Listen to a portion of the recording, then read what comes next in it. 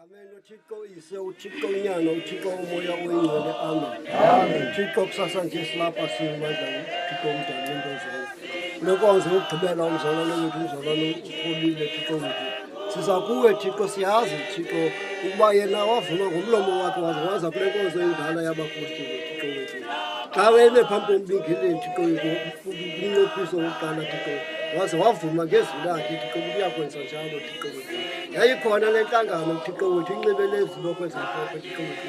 Nakaloku nje kule nkonzo Thixo kuba kwakhona Thixo wethu banxibe kwale uniform Thixo wethu.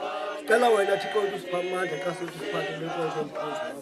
Xa usomeleze Thixo wethu Thixo wethu usikhusele kuzo zonke izinto kulimo yemvutizayo Thixo wethu. Sisondela kuwe malusi olungileyo. Xa sichukumisa uchukumbele ngubo yakho Thixo wethu sithiwe sinamandla kakhulu Thixo wethu. Sicela uqiniselele efweni lakasaya utata ufolile Thixo wethu upha amandla Thixo wethu. Siyazi somandla abanye bebe nemibuzo Thixo wethu ukuba ebephi na uThixo ngexesha inyama ibidlakaza lomzimba Thixo wethu.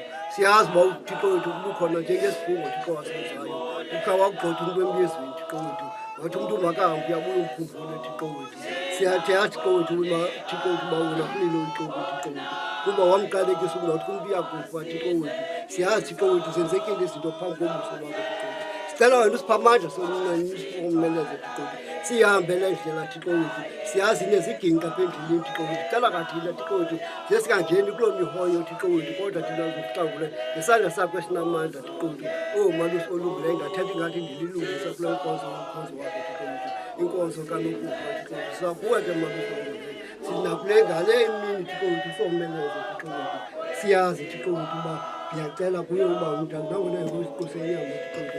Kodwa umoya wakhe mafafaze phezu kwethu Thixo wethu kuze nezinto zonke ziphume kuthi kule milomo yethu Thixo wethu. Zikugcwala izinto zethu ubeka ngencasa Thixo wethu siqinisele ifemela kaKhobile Thixo wethu. Siza kuni bantwana bakabawo Thixo wethu. Zekuthi ngalona umsekelo zekuthi kanti nabalapha ekhaya abangakhoziyo sebayazi uba le mini yeza Thixo wethu. Sisondela kuwe malusi olungileyo oko ndicela ngenqola wasifela uYesu Kristu inkosi yethu amen.